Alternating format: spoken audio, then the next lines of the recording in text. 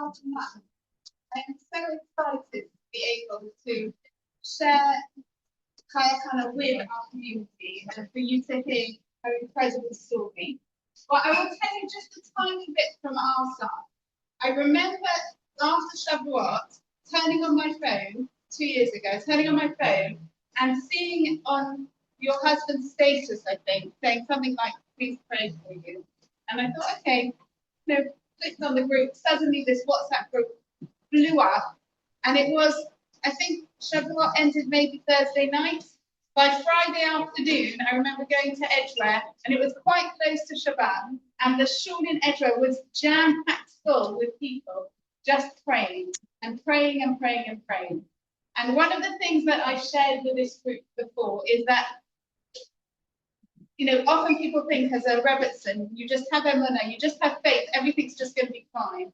And part of the journey that we've been going on together has really been the journey of saying that sometimes we feel God's embrace, sometimes we feel faith, and sometimes we feel really lost. When the hostages were taken, we spoke so often about this feeling of despair. What's going to happen? What's going to be? And I remember being in that shul, and we were crying together, we were praying together and thinking, what's going to be? And then just about a month ago, Chaya Chana gave this talk to the group of our United Synagogue Rebbetzen. And it's like, wow, the miracles. And to be able to bring her here today, for her to share with us, there's definitely going to be a section in our new book that's going to be talking about her incredible story. But it really is something that our regulars, we said, bring along your family, bring along your friends, make sure to be here to come and hear this story. Because sometimes we can really feel like there's different challenges going on, and it feels almost like we're going to despair. And it's so important to be able to come and hear from someone who's gone through so much, and thank God is standing here with us today. We're thinking of different people connected with our community who are really going through some very difficult times right now. And specifically, today's learning is dedicated for Refuah Shalema to Yaakov Yehuda Leib Ben Malka, and all the other people in Am Yisrael who need a Refuah Shalema. So handing over to Rebbetzen Chaya Chana Hughes. Thank you so much. Thank you. Thanks so much, Jackie. Sound okay? Thanks so much. I'm thrilled to be here. Every time I speak and I say my story, I'm thrilled and grateful. But this group of people on a Friday morning, gathering together to speak about Emunah, it's just mind-blowing. And I thought Rebbetzen Chaya was going to list all the different groups that I'm a member of, and I thought I was going to say there's one group I'm a member of, I think many of you are a member of as well, and that's the Rebbetzen Chaya Admiration Society. I've known Jackie for many, many years now, and every time I hear about a new project, something else she's involved in, another thing, I'm just blown away by her care, by her how big-hearted she is, and how she embraces everybody into that walk and shares such inspiration. So it's a privilege for me to speak to you today, and I'm so lucky. Amazing. Thank you. So I usually start my talk by asking, who here believes in miracles? In this room.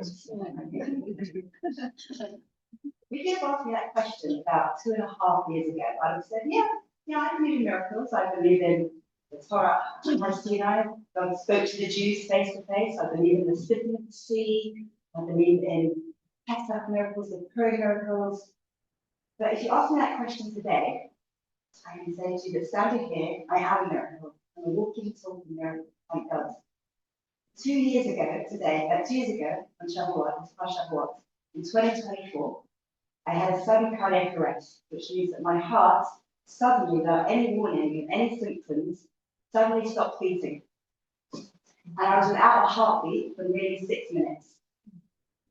And after that time, I had some chest compressions, as we're going to speak about, and I had 5 shots from the defibrillator, the paramedics, after a few more minutes.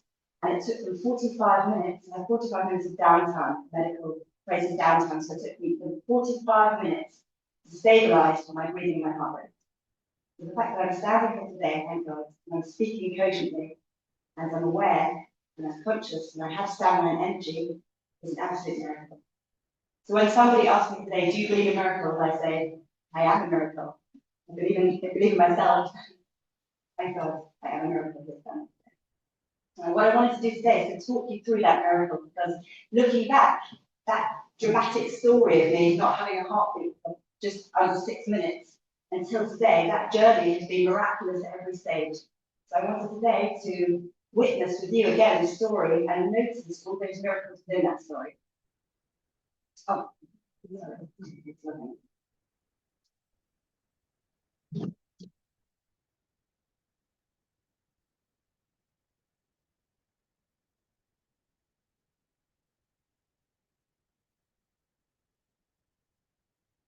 So this is my lovely family. This is a picture of us when I recovered about 6 months ago. And the name of this talk is Every Heartbeat of America. Okay, so I want to introduce you to my family. This is me and my husband, Johnny. We used to be Rabbi Rebbetzen of Radlett US synagogue a few years ago, and then people from there. And about 3 years ago, my husband finished that role and started a charity called the Abraham Effect, where he goes into non-Jewish schools around the country and he teaches the Jewish students. So he's chaplain of Eton, Harrow, Westminster, and lots of other public schools. He takes kids on trips to Auschwitz and he does Jewish education for the Jewish kids in non-Jewish schools. And this is my family. This is Salah, my eldest. So 2 years ago he was 18, he was doing his A-levels. That is Yael. 2 years ago she was 16, she was in the middle of GCSE. Over there, that's Ezra. He was 2 years ago 14. Last year, 2 years ago, she was 11. And then we had a big gap. We had 4 kids close together and we had a big gap. And we had our little one, Esther. And I'm really, really close to her. She is, we never supposed to have favourites, but. She had 6 parents, and all of our parents, we all doting parents, she loved princess. And 2 years ago, she was only 3. And I hadn't spent one night away from her. I'd spent one night away from her once me and my husband had to go away for a night. And I wrote a book to explain to her what's going to happen once I was away and she's not going to be here for a night. It was so close. I said I'm very, very protective of her. In fact, just the other day, I saw her brushing her hair on her own and I said, oh, you're growing up. And she said, don't worry, Mommy. However old I am, I'll always be your baby. Always my baby. That's my baby. So I wanted to take you back 2 years ago. 2 years ago, Shavuot was on a Tuesday night. Shavuot was Wednesday, Thursday. So I work as in family therapy, I'm a family therapist, and I work for the NHS in the perinatal service, the community perinatal service. So I support new mums and their partners who are struggling with their mental health after they've had a baby. And I also do private work. And my NHS days are Mondays and Wednesdays. And I don't know if anybody here works for the NHS, but it's really hectic. Your caseload is just too many for you to see, and the days are crazy. And anybody who works for the NHS? The other thing you have to do every year is mandatory training. Every year you have to do mandatory training. You have to do information governance, you have to do moving and handling. You don't move and handle patients. You have to sit there for mandatory training, moving and handling. You have to do preventive training. You have to do a whole range of training every year. It's really hard. I'm very part-time. It's really hard to fit that into my schedule. So every year I'll get these pings, these emails coming into my inbox. Remember your mandatory training overdue, pings. I just delete them because I just don't have time. This year was the same thing. Ping, mandatory training, British Life Support, BLS, is overdue. So I kept deleting it. And this week was Shavuot, so Wednesday is going to be Shavuot. I wasn't going to work on the Wednesday, so I had a limited week. I was only going to work half a week, so you can imagine what my inbox was going to look like the next week. So I thought, definitely I'm not going to do the BLS this week. Ping, I deleted it. And then finally I thought, it's just pinging so many times. I'm going to get in trouble. My manager's going to find out. I keep pushing it off. So I accepted to go to the BLS, the British Life Support Training, on Monday, the 10th of June. So Monday, the 10th of June, I went to the British Life Support Training.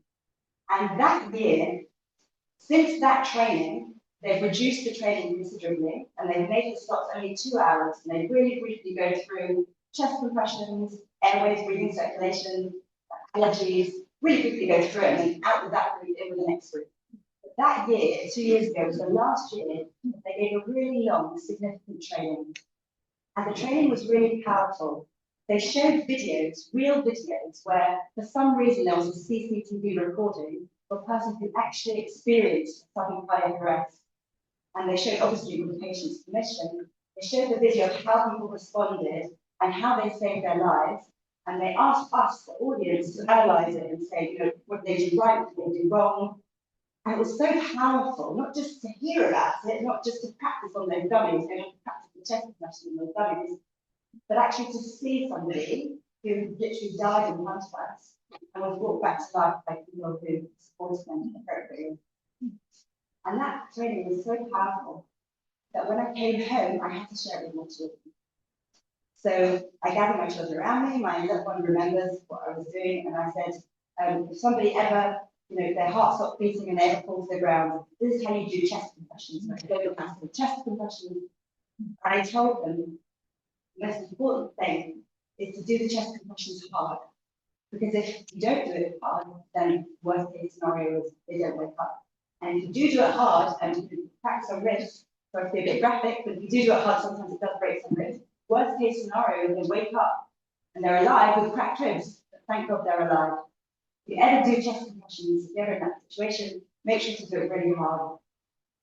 Little did I know, a few weeks later, I asked for the recording of the 999 call. And I heard my daughter yelling to my son with delivering chest compressions, harder, harder. I want to do the chest compressions harder. So this was a real case of Hashem sends the refuah for the matter. He sends the remedy before he sends the malady. He knew somehow that I was going to suffer from a cardiac arrest. He made me go to that training, even though I was pushing it up and postponing it. There was no reason, logical reason on earth why I would attend the training that week. And he had enabled me to learn BLS so powerfully and then to teach my children. Since that time, because the BLS training is so rubbish, I've actually emailed them and I said, I told them my whole story, and I said, please can you reinstate the longer training? But they haven't listened. Efficiency is apparently more important. Yeah, just they haven't listened. So it was just miraculous. That particular training was so long and powerful. And I came home and told my children. So that was the Monday. When I got back, I was banned for driving for many months. When I got back in the car, the first thing I saw was a little paper that I had to put in my car saying I was parked. Actually, what did I take wrong? Saying that I was going to be the first day in the meeting. And over there, that just shows that the next year, 2025, around Shavuot time, and this year, keep getting those ping reminders in my emails saying, remember your BLS training this year, remember your BLS training this year. Although now it's much shorter, much reduced. So that's the first miracle. Hashem sends the refuah before the matter. Monday morning, I went to the BLS training. And Tuesday was really Erev Shavuot. It was really busy, we were shopping, we were cooking. And Tuesday night was the first night Shavuot. Now, as I told you previously, we had lived in Radlett community, and so was the rabbi there, I was the Rebbetzen there. And so it's amazing, obviously, being community rabbi in Rebbetzen. But one opportunity you don't get very often is to be hosted by other people, you know, because you're doing all the hosting for the rabbi. And we moved a little under a year before this Shavuot, we moved to Edgware. And in Edgware, it's very convenient, there's a lot of rabbis and Rebbetzens there. And this Shavuot, we were invited to Rabbi and Rebbetzen Lieberman. And I remember being thrilled that this is a meal I didn't have to make for one time. I was preparing all the meals, but I didn't have to make this one meal. So we only hosted by Rabbi and Rebbetzen Lieberman. We were going to be the guests. And I remember with my kids, it was kind of a sunny day, it was raining a little bit. I remember walking down the street, being thrilled, we're invited out. And walking towards Rabbi and Rebbetzen Lieberman's house. And they're very sweet people, very lovely couple, very inspiring couple. And the rabbi says 3 rules when he invites his guests to the table. And rule number 1 is help yourself. Don't wait for somebody to serve you, just help yourself. Our food is your food, our home is your home. Help yourself to everything you need. And rules number 2 or 3, I don't remember. Because my memory stops from the point at which I'm sitting around the table on Wednesday lunchtime, having a meal with the Liebermans and various other guests until 3 days later, when I wake up and I'm in my hospital bed and the light's blue because my hospital curtain there, so I can look blue. I'm looking around and I'm like, oh, my brother's there. I thought we lived in America. That's weird. And my other brother's there, and my niece is there, my husband's there. And I thought, why do they look so miserable? And then my husband told me, you had cardiac arrest and the kids delivered chest compressions, and you had 5 shots of a defibrillator, they put you into a coma, taken you to Barnet General Hospital, and here you are. And then he said to me, and the community in your absence, while you've been asleep, while you've been in your coma, have got together and they've been doubling for you. And they've changed your name to Chaya Chana. Do you like it? And he said this all to me in quite like a rapid way, almost like a bit kind of saying, and then she quite shocked, later, and then I medics came and they took me to come in and found a job, and they changed the name to Chaya Chana. Do you like it? And I thought, why is he speaking in that kind of funny rapid way? And I only found out later that when I woke up, my short-term memory was so damaged that my memory was only a few minutes. So every few minutes, I said, where am I? Why am I here? And he repeated, that was actually the 1000th time he said, he has 5 shots of defibrillator, reduced coma, and they changed the name to Chaya Chana. Do you like it? That's why it sounded a bit rapid and spoken that way. And I remember hearing the community had got together in your absence, and they've been doubling for you. And I remember at that moment thinking, people have got together and they care so much about me. They have got together and doubled for me. And they cared so much that they changed my name. And I remember feeling this wave of, I don't even know how to describe it, this wave of energy, this wave of love, wave of divine energy. I just felt a wave of energy when I heard that people had been doubling for me and they cared so much about me that they changed my name. And at that moment, I felt that my recovery was out. I didn't know what my recovery would look like. None of the doctors knew. They say that very not reassuring sentence when I ask what's going to happen. They say, let us know how you go. See how you go and let us know. Be in touch. It's like, you're the doctor. You're supposed to know. How am I going to be? Am I going to recover? What's going to happen? Just recover. Just pace yourself. Just go easy and let us know. We didn't know how much I was going to recover, if I was going to recover fully. I remember feeling that energy and knowing that in some way I was going to make it through. I remember also thinking, Chaya, that's a really complicated name. It's hard enough being called Chana. And I was speaking to people around Jewish, I could say Chah, and it's guttural Chah, and you have to bring up a bit of slang, and it's like a Scottish law. You say Chah, Chana, and now I have to say it. It's Chaya, Chana. I remember thinking, what a mouthful. But I responded, I love it, because I just love feeling that people cared so much about me that they got together and done it for me. About a year or so later, I was speaking to a friend of mine. So this was still during the time when we were gathering the hostages, and we didn't know about their fate. And she was telling me how she had a non-Jewish friend, a veteran, and they were quite close when they used to speak, and he was very well. He used to ask about the hostages and ask about how things were. And then at some point, he kind of got a bit distant. And she asked him, is everything okay? You know, have I done something to offend you? And he said, no, I was just thinking about your community and how you care about people thousands of miles away you've never even met, and you care about them as if they're a brother or a sister. And you pray for them, and you send packages to them, and you give money to them, and you've never even met them. And I was just thinking about you, and I felt envious of your community, and I kind of knew that I would never have that connection with other people. And I think that's what this experience really taught me, that as a Jewish community, we don't always get it right. We don't always get it right. But when we get it right, it's a piece of the divine, and the way we care for each other. We care for each other we never even met. Even just a few weeks ago, sometimes I introduce myself as Chana, but sometimes I say Chaya Chana, depends how much courage I have to say both names and get the response, which is questioning it. Sometimes I introduce myself as Chaya Chana. Even a few weeks ago, I said my name is Chaya Chana, and somebody said to me, are you Chaya Chana Hughes? How are you? 2 years ago, I was lovely with you, and I've never even met this person. People who I've never even met that Friday afternoon. I'm sure there are many people who I knew. I keep asking that, who was there, who's done with me, and one met. But there were many people who I knew, many people who was friendly with, many people who loved, but there were also people who didn't know me and had never met me. Nevertheless, they heard the story, they were moved by it. They knew that their davening was needed and they were there, davening, crying, pouring out their hearts to Hashem. It was a really difficult day. We had Wednesday, Thursday, 2 days of Chag, 2 days of nonsense, and there was like this one day when you're tearing up and you're getting everything together. I always make a joke that there's one day that it's the most convenient day to be in coma. It was that Friday. I got away with not doing so much. I clear up in 2 days because I didn't load the dishwasher. But it was such a crazy, hectic time of year.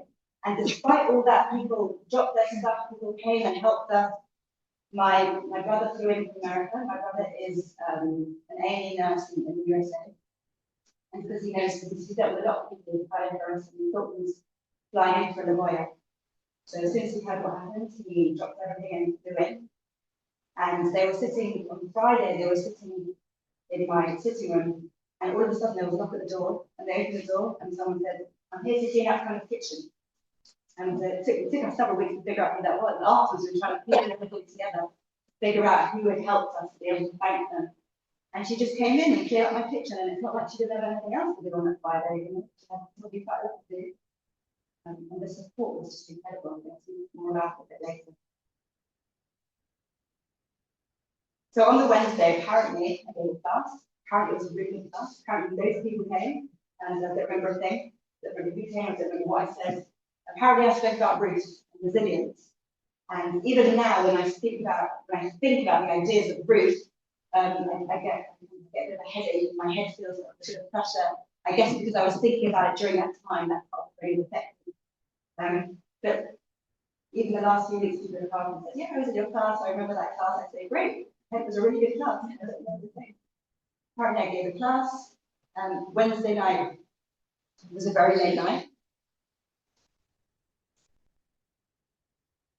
And then Thursday morning. So, as I told you before, we have 4 kids, and the 4 kids are teenagers and behave like teenagers. And then we have a gap of 8 years, and we have a little 3-year-old. But because my little Esther is in a house of teenagers, she behaves like a teenager. So she wakes up really early, and if she goes to bed late, she wakes up like 12 hours late, usually. But that morning, for some miraculous reason, 3 of my kids were awake. Now that is the biggest miracle. Anybody who's had teenagers, anybody knows about teenagers, that is the biggest miracle. 3 of my kids were awake at 9 a.m. that Thursday morning. The night before, we went to bed at midnight, 1 o'clock. And every Yom morning, every Shabbos morning at 9 a.m., when all my kids are sleeping upstairs and I get annoyed, why do I have to go and drag them out of bed? I think to myself, you made a miracle. You made a miracle that just that morning, 3 of my kids were awake. So my youngest 3 kids were awake. And apparently they came downstairs and I said, "Oh, why are you awake?" That's a surprise. Let me backtrack a little bit. So 3 of my kids were awake. My husband was downstairs learning a book by an author called Chaim, and Chaim means so he was sitting in his office learning the same by Chaim, and they did some running around, entertaining themselves, and it was time for shul. And my husband closed the book, closed the sefer, and he said 3 words that he didn't mean to back them out. He said to the kids, "Wake mummy up." And he said he meant to say, "Let mummy sleep." It'd been a really late night, busy day the day before. And he thought if mummy if Hannah could sleep a few more minutes, it would be nice for her to have more rest. But for some reason, he said, "Wake mummy up." And he said he went out of the house feeling like a little bit guilty. Why did he say that? Like maybe he's going to come back one day and be a bit grumpy. So once he's wake me up, I want to sleep a bit more. Not like words, he said, but potentially, possibly, I might be a bit grumpy. So he went out feeling a bit guilty, feeling a bit rubbish about himself.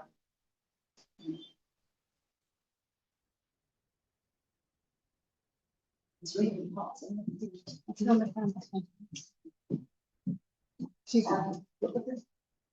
be amazing. Do you need it? Are you okay without it?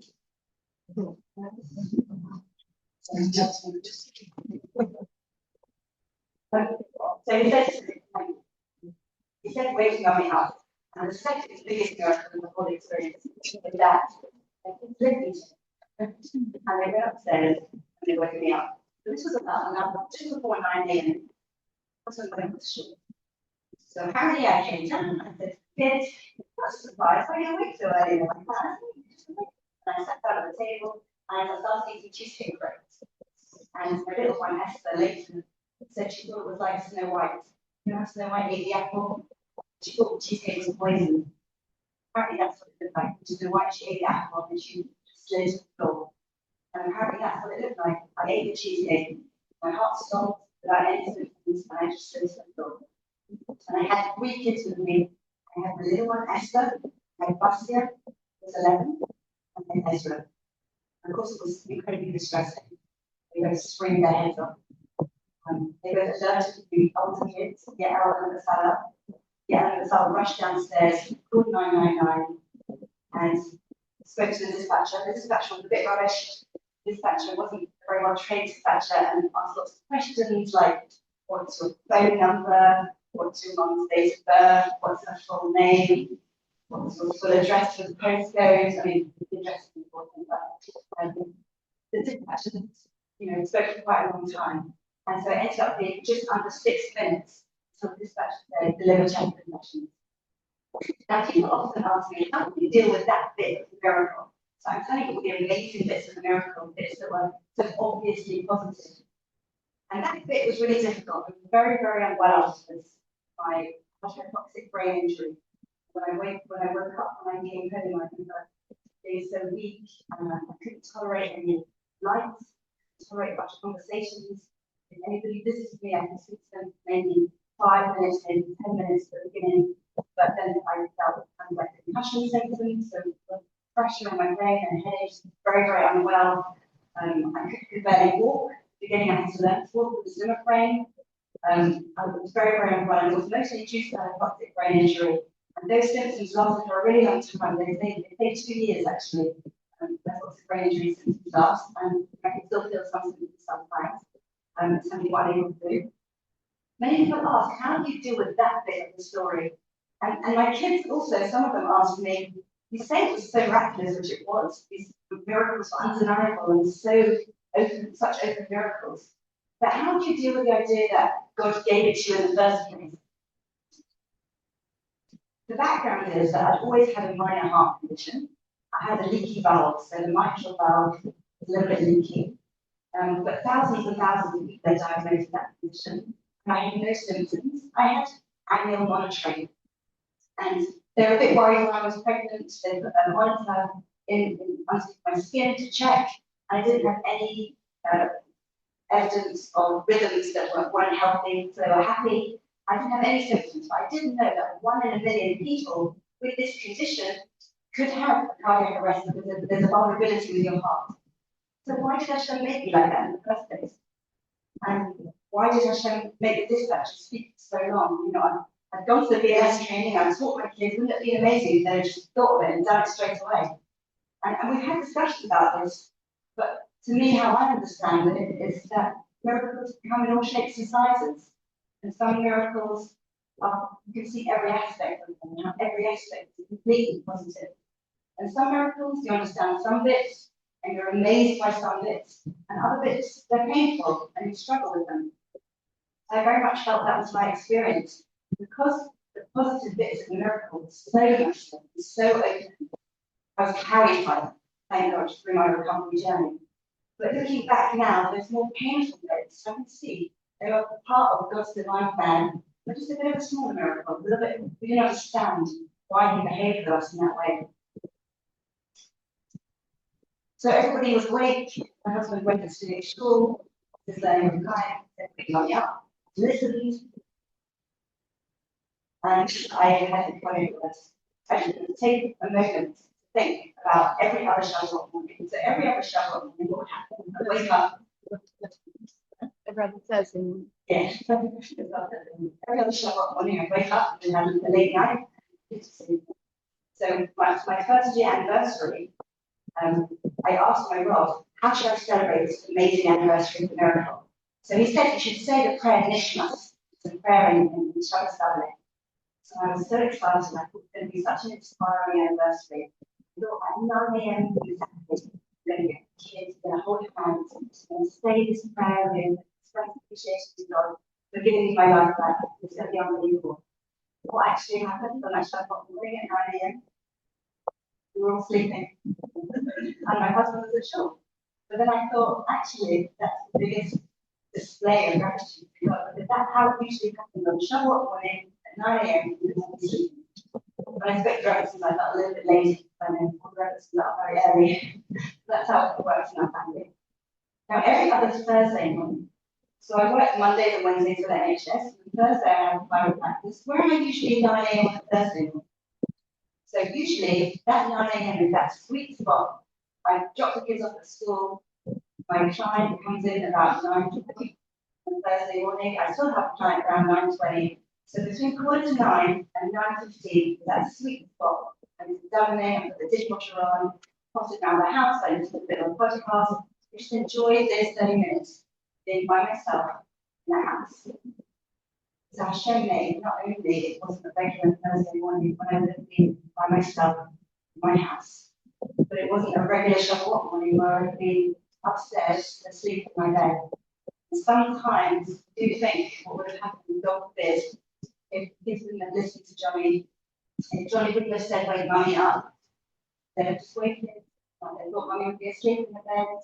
God forbid what would have happened. It makes us shiver to think what would have happened to that situation. Hashem have mercy on us. He made the situation so different. Made us so many miracles.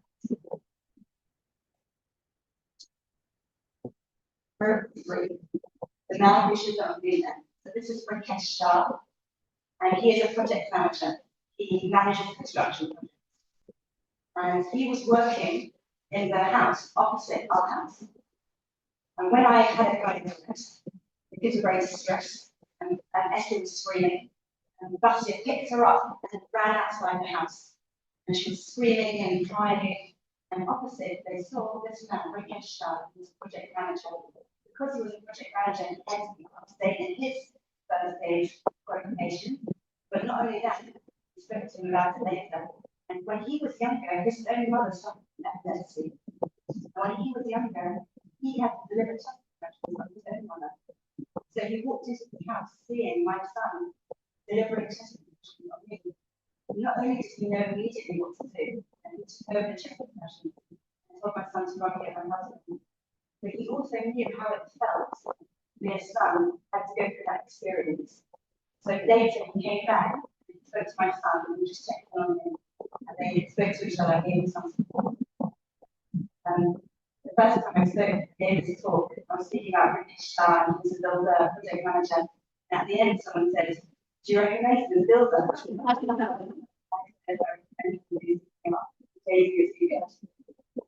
We needed him to do some construction on our house afterwards, and I noticed in the following months that he's not a builder, he's a project manager, and his team start really early, they start at 8 a.m. So what they do is you come around 8 a.m. and say, you're going to do this, you're going to do that, and show them some paperwork, and they leave. So I said to him, why were you there that morning at 9 a.m.? Usually you just come in at 8. And he said, it was for lucky stars. I was delayed, he didn't tell me why, but he was delayed that morning for an hour. He aimed to arrive at the property at 8 a.m. Just that morning he was delayed, he got there at 9 a.m. He said, it was a lucky star. I don't believe in lucky stars, actually. I believe in God, a miracle, and I believe it is. The other beautiful thing about Rebbetzen is that a year later, around the time of the anniversary of my survival, he and his wife had their first baby.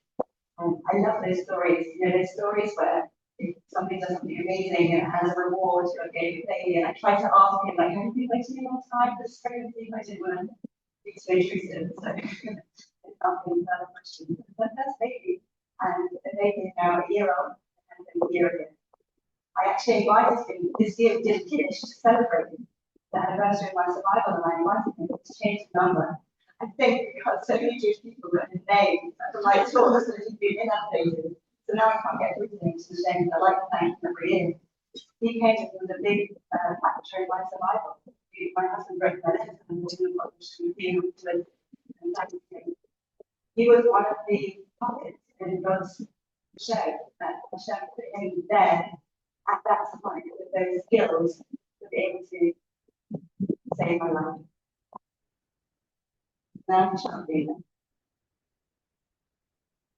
The fourth miracle is about roads around my house. So I live in the edge of the Hillside Line, which is the street right next to the Assurance. And at the Assurance, there's Rebbetzen, there's a Jewish school, and all the streets around it, there's Shidler, there's lots of Jewish schools. And in general, at 9 a.m., there's a lot of traffic in the road. But because of Shavuot, the roads were empty. And Hill, so, they were surprised that they were located so close. And it really took a few minutes to drive from Mill Hill to our door. Because as we know, the kind of person in that sort of situation, every minute is so valuable, so crucial. So the roads were empty.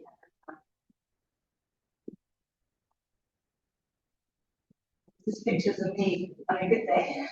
After actually I was ventilated initially.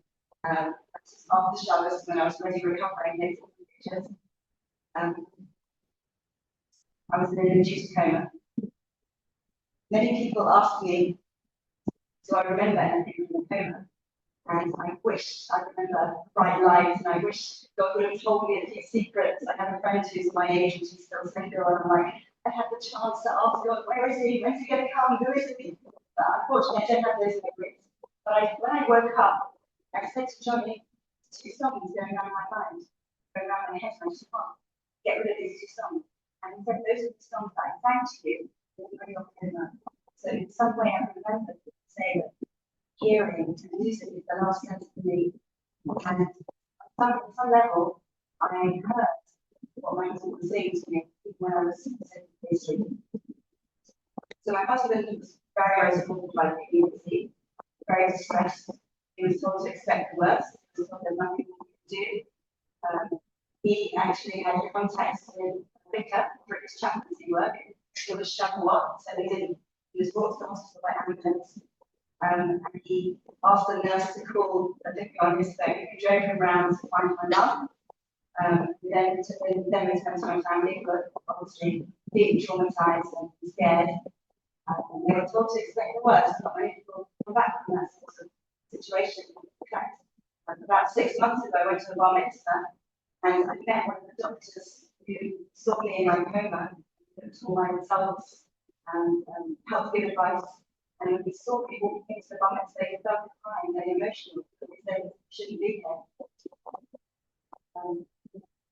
And so my husband came to visit me on Shabbos. He walked, a friend of his, a neighbor actually walked with me, was pouring rain at that point, and they went to my hospital, which was a real schlep. Saw me and sang to me, and was obviously covered in shoes, not in a great place. And my husband said to me the names of my children. Salah, Ezra, Basia, and Esther. And apparently, when he finished the last name, I sat up, I opened my eyes, and I smiled, and I laid that down. And the doctor said, don't read anything into it, like people can have these sort of reflexes, they just want to raise their notes. But now, when I heard that story, I knew immediately any mothers here will know that before you are your prime identity, you're a mother. And when somebody say the names of the children, think so deep that it's impossible not to respond. My kids joke with me that they ever want me to cry, they sing a song with Emunah. Because my most emotional time of year, my kids spend time at the table. We don't usually have very successful family meals, but once a year, on Saturday night, we all sit down together and we sing Emunah. And that's so powerful, it always makes me finish. And so I said to my husband, you just sat there and sung the Emunah. I grabbed those cheeks out my nose, I jumped out of the hospital bed and ran. But the feeling of being a mother and identity of being a mother is so overwhelming and powerful. It makes sense that I sat up and opened my eyes. And then I lay back down again and I stood back and sort This has GCSEs. So I was still in a coma and I thought I had decided my community took over, so my neighbour drove her in her school uniform to school in the GCSE and drove her back to shul to join the healing group that was for a mother who was in a coma. son has an A-level during that time. And the community took over in so many different ways, in a practical way, in my kitchen, my neighbour, Tova, when my kids had finished their GCSE and A-level, she ordered Uncle Dewey's, the kosher ice cream van, to come over and give them ice cream and celebrate that they finished their exams. They replaced me, they just took over my role in every way. They took Esther to the neighbour's house for Arthur, John's one. My neighbours got together, bought us a set of tins so we could read and Shavuot over the next few days. They just supported us in unbelievable ways. In fact, when I came back to the hospital, I actually got for quite a few weeks. I thought that I still lived in Radlett. I was very confused. My short-term memory was really poor. And I remember at one point walking to the freezer and opening the freezer. Usually, as a mum, you kind of know what's in your freezer. But I remember this was a couple of months later, and I opened my freezer. One of my children is a very fussy eater. He really loves schnitzel. There are about 6 or 7 silver foil packages, schnitzel for Ezra, on the label inside my freezer. And my freezer was full of colours of meals made by people I had no idea who they made them. I never found out who made the schnitzel, so they really find out when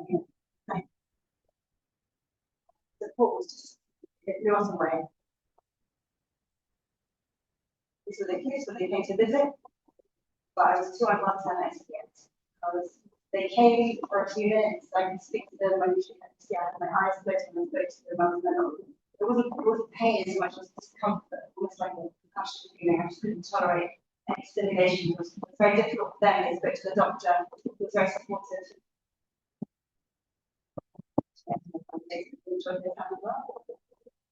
Then finally, I was reunited with my baby. My baby came to visit. That was already about 8-9 days after. So she, from seeing her mommy every day, being this devoted mum, still overprotected, all of a sudden, moment, and was there, and she looked after my neighbours and friends. But the moment when she came to visit me, I remember that hug. It's very emotional, it's very special. In that moment, I really thanked the strength that I had that opportunity to get on with my husband. It was a very long recovery. My kids came to visit a lot. The day I was discharged, I remember my kids coming to visit, and I talked to get out writing a beautiful letter. And I read it, cried my eyes out, and I called her and I said, "You wrote such a beautiful letter, thank you so much." And she said, "I've just been here 10 minutes ago, and I read you the letter then." And I cried then, because my short-term memory was so poor that I used to forget things in 10 minutes, 15 minutes. And the length of time stretched. My memory slowly improved, but very slowly. I was 2 steps forward, 1 step back. And just the moment when I felt most unwell, the next day I felt another surge of recovery. It was a very long, difficult journey. I remember I went to we have a water park here, Splash Park. So in August, a couple of months later, I wanted to join my husband on a trip with the kids. And I went to Splash Park, sat on the bench, walking from the car park to the Splash Park area. It's not very far. And I said to my husband, too tired to sit on the bench, to lie on the floor, and to lie on the floor. So I had to lie on the floor, pushing off past. The exhaustion was just really overpowering in those early days. I really didn't do very much at all. And it was very scary for kids, it was scary for us, you know, what was going to happen, what would happen with their life. But we felt embraced, not just by the community, but also by Hashem's grace. Hashem gave us these amazing miracles, but unfolding as we recovering, we're also finding out more about the miracles as our journey is unfolding. So I'm going to read all this, and just some information about how it progress. You just want to bring your attention to how there is a chance of survival. Like one of the doctors said, when you go home and you recover, buy lottery tickets. So I remember sitting at the kitchen table telling my mum numbers, 30, 21, and I didn't get my number. And I was disappointed, but I already won the lottery. Because I'd already, against all the odds, managed to survive an experience like that. And also the importance of CPR training and first aid training, because chest compressions is something that saves lives. Every minute makes such a difference. So if you have somebody who is trained and capable to deliver chest compressions, they will experience a lot of difference and it really saves somebody's life. There's also just 1 or 2 myths that people think that's only with heart conditions that have a cardiac arrest, but actually often a cardiac arrest is the first symptom, so people don't even know they've got a heart function until their heart stops. The final miracle I call our recovery. Like I said, it wasn't my recovery, it was very much carried by the visits that I had, by the people who delivered so many meals. I can tell you how many meals for us as a family, the presents. This is a picture of just some of the cards that I received every day, some of the flowers, some of the food. At midnight, and I think it was not so young at midnight, my mum noticed that and ran out of Cocoa Pops. Cocoa Pops is his favourite cereal. My mum loves to my kids, they love. So she wrote on a WhatsApp and ran out of Cocoa Pops. At midnight, she opened it all. There were 3 boxes of Cocoa Pops with 3 different people who were just gone and over here, this is our table that was set on Friday. Next to the table, you can see a mattress. My husband was too traumatized to sleep in our bedroom, so friends slept with those first few nights at the mattress and left their families and slept on the dining room. Our neighbours gave us present meals. People came to our house, stayed over, and I just wanted to really highlight. We think that bringing home and visiting the sick is a really important thing, and of course we should do it so often. But when you've been through the experience of being unwell, you see the value of people visiting and how much your illness takes away. Go and visit people who are unwell, even if you don't know them so much. If you don't know them so much, actually means more. Because the people who came who I didn't know so much thought they care to take time out of their lives to visit me. I felt so careful, I felt so loved. I really believe that my really recovered to the extent that I'm recovered without the support and the care and the love and the visits around us. The doctor had to wait 6 months to get some recovery, and after 6 months, I had open heart surgery to repair the valve. So that valve in the whole process deteriorated significantly, and I needed open heart surgery. But they had to wait until I was a little bit better because open heart surgery affects the brain. And it was a bit of a risk, even after 6 months, that open heart surgery wouldn't cause my neurological conditions to deteriorate more. So it was still a bit of a risk. But at the time, 2024, I had heart surgery, and they told me they were going to replace the valve. They told me there wasn't enough tissue to be able to repair the valve. They were going to replace it with a mechanical valve. So people might know people who are warfarin, have to go on blood thinners, quite strong blood thinners for the rest of the life, and have a mechanical valve and stuff. Every medical procedure after that gets quite complicated. So I went into open heart surgery thinking that I was going to have a valve replacement, not a repair, because there wasn't enough tissue. And I asked my Rob, if I get good news, what should I do? The Rob said you can say the bracha should have me on when you wake up and you make good news. So I went to sleep thinking it was going to be a replacement. It was very long surgery, it was very difficult, but I woke up next to the care. And the nurse came to me and I said, was it a repair or was it a replacement? And she said, it was a repair. And I said, well, that's still good. And I said, get it. And then I went back to sleep because I was in care. 2 minutes later, I woke up again. I said, was it a replacement or was it a repair? So it was a repair. Rebbetzen Chaya Chana Hughes. She told me after I did it about 3 times. So she understand what I was doing. I think that shows forgives me because every time I was a moment of genuine gratitude to Hashem. Amazing surgeon, I set up now a bus, hospital, managed to repair my heart. So it's quite a miracle. And then 6 weeks after that, we had a suicide we had a Thanksgiving ceremony in our home. It was just after Valentine's Day, so we had all this half-price heart merchandise. We bought the heart merchandise. We'll pay for the same thank you much to them in our house. And we all gathered together, and my husband spoke. And I said the bracha, thank you, Hashem, for Emunah, and thank you so much for being another chance for your wife, your mother, be able to be alive and be on this planet. I remember the Rebbetzen visiting me. I got an amazing Rebbetzen, very silent, very silent wife, so down to earth, wonderful. She came to visit me and said, why did Hashem give you life? The meaning of life. She said, I don't know either. None of us know.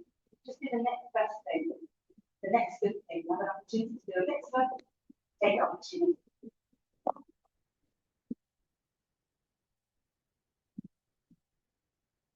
So what did we learn? What did we learn from this whole experience? So many lessons, supporting others, just in the sick, if you don't know them so well. enjoying a simcha. Before, especially when I was a Rebbetzen, so easy for some people to be like, oh, another late night, oh, I've got to get dressed again.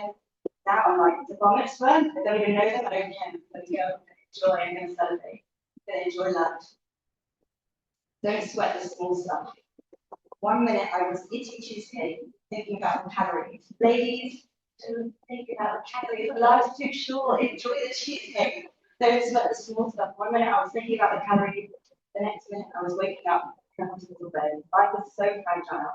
Things that we think are important one day, the next year, then we remember it. This is the next best thing, the next opportunity. Second thing that we learned is that our community is incredible. We're so blessed. Like I said before, we don't always hear about it. There are many times we highlight the things we've got wrong, critical of ourselves, we have to sweat it up and that. We get it right. It's just me. That's how let's all appreciate and grateful that these amazing things that we're part of. And the final lesson is miracles do happen. When you do see them, grab hold of them, share them with everyone around you.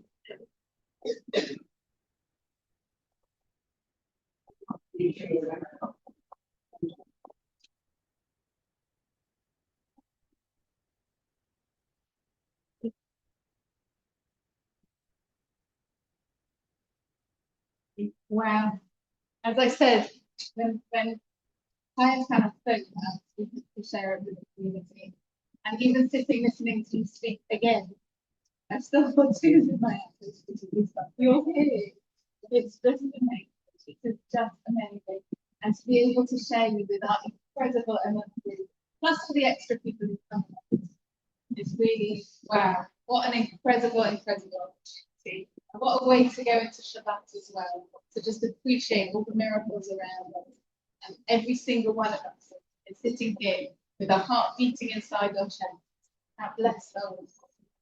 These books we should all see, people that we're praying for, should see that in miracles, for all of us, for all of us understand. And there should be just peace and good things in the world. And really, thank you so much for coming, for inspiring us all. On Monday morning, it's going to be our last Living with Emunah before the summer break. As I shared with the group and continue sharing with, I'm quite far along now with the next copy of our book, which is going to be talking about living with Emunah through the year. And guess who's going to be featuring in the Shavuot section, which really is talking all about how incredible our people is. So that is really perfect.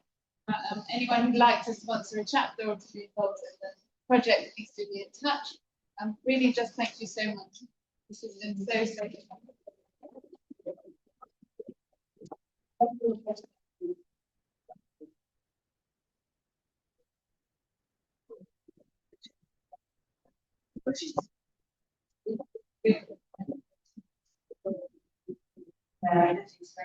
Yeah, so a bit disappointed I didn't do quite well.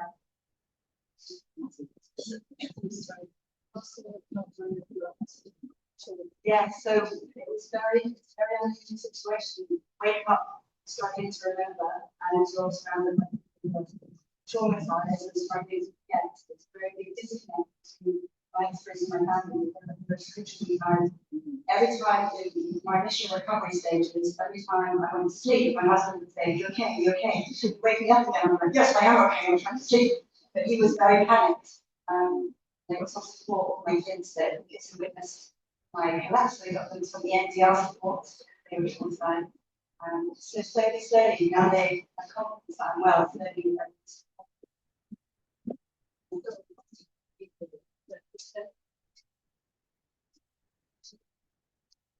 Yeah, we have a belief that changing someone's name is changing their destiny. And names represent their personality and their experience as well. So by changing it, you have to change their future. So then you never No, not if he returns. This is my name. What's why China? Chaya is life. So they have the name Chaya. And actually, it's the last one that it actually feels quite fitting because my life has completely changed and I feel like my destiny has completely changed. And when I done with my children, so I used to done like get out but kind of now I'm doing our Rebbetzen Chaya Chana, so actually they've changed, which they have. Their experience, their lives has completely changed mentally since they their mum and go through that experience. So it feels very interesting. Yeah, I have a word life now. Start my name.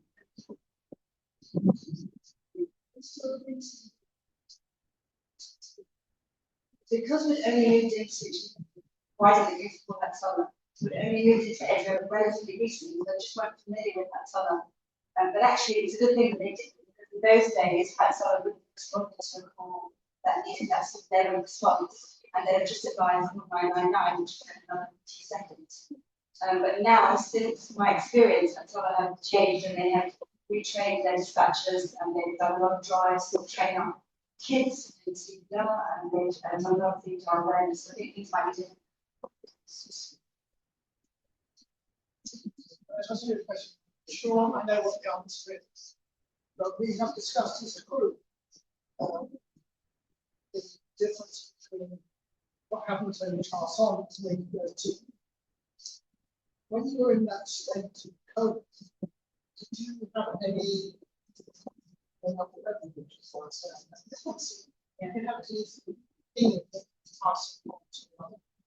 didn't memories from that time to learn songs.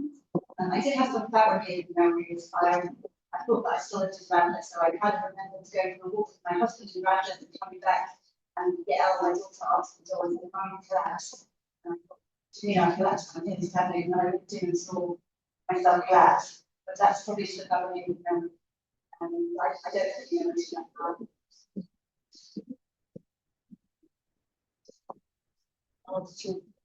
Children now, thank God, we were very lucky there, very fortunate. We had such a wonderful family, and so they feel really proud of themselves. And another lesson I think I've learned is that believe in your children.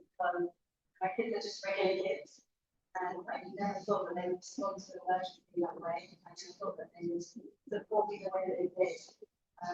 Sometimes I think our kids don't show us their potential because they're not been given the opportunity to. And of course, we don't want to wish them to have challenges, but they really embrace the challenge. And sometimes when I tell them to do it, they say, I think about how to do this.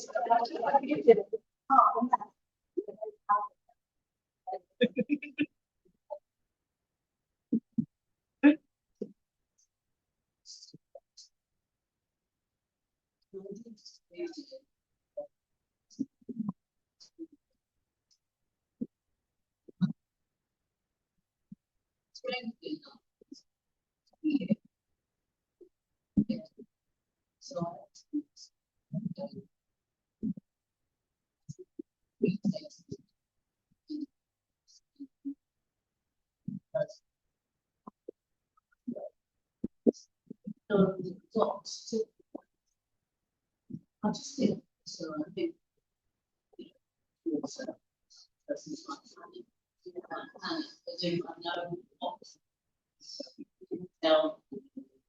they have defibrillators. Yeah, we have one, and actually at the council meeting, Daniel Goldwater, who's a doctor, and did some training for the council so that the both of the defibrillators, just by the picture of Rabbi Selaznik outside our office, we did some training for this. Yeah. Thank you for the just.